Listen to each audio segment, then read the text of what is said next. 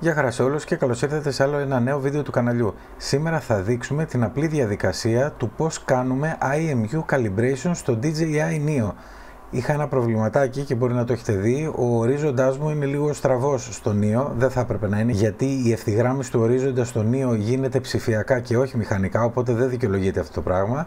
Άρα θα κάνουμε ένα IMU calibration, θα δείξουμε διαδικασία, ελπίζοντας ότι θα διορθωθεί και το πρόβλημα. Αντίστοιχα, αν έχετε κι εσείς κάτι παρόμοιο, κάποιο παρόμοιο μάλλον πρόβλημα, συνιστώ να κάνετε ένα IMU calibration. Πάμε να δούμε λοιπόν πώς το κάνουμε. Υπάρχουν δύο τρόποι στο Neo. Ο πρώτος τρόπος είναι να χρησιμοποιήσουμε το DJI Ni 3 και πάρα πολύ απλά έχουμε ανοίξει το Neo, έχουμε ανοίξει και το χειριστήριο, πηγαίνουμε μέσα Go Fly και εν συνεχεία πηγαίνουμε πάνω δεξιά στο πρώτο tab που λέει Safety, κατεβαίνουμε προς τα κάτω και θα βρούμε σε ένα σημείο που λέει Sensors. Στο Sensors θα πάμε εκεί πέρα που λέει IMU Normal και θα πάμε στο Calibrate. Μας εμφανίζει λοιπόν τις οδηγίες τις οποίες πρέπει να τις ακολουθήσουμε πιστά, όμως έχω διαπιστώσει ότι επειδή το Neo δεν μπορεί να κάτσει έτσι, βλέπετε δεν κάθεται, πρέπει να το κρατάς με το χέρι, που σημαίνει ότι θα υπάρχει σίγουρα μια μικρή κίνηση.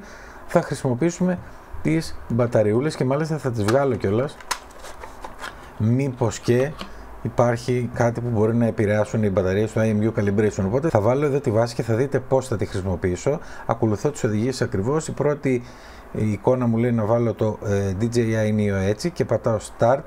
Επίπεδη επιφάνεια, δεν ακουμπάμε, δεν κουνάμε. Περιμένουμε. Εν συνεχεία λέει να το βάλουμε έτσι.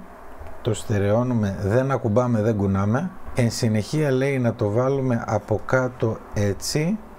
Επαναλαμβάνω, δεν ακουμπάμε, δεν κουνάμε. Η επιφάνειά μας πρέπει να είναι ίσια. Και εν συνεχεία μας λέει να το βάλουμε έτσι. Οπότε θα φέρω εδώ και θα κάνω αυτό εδώ.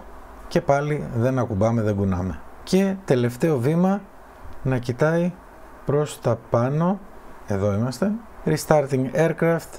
Το επανατοποθετούμε στην αρχική του κατάσταση και περιμένουμε να δούμε αν έχει γίνει successful, επιτυχημένα δηλαδή, το IMU calibration. Calibration successful. Ευχαριστώ πολύ που ήσασταν για άλλο ένα βίντεο κοντά στο κανάλι. Like, subscribe, τα σχόλια σας από κάτω και τα λέμε στο επόμενο. Γεια χαρά!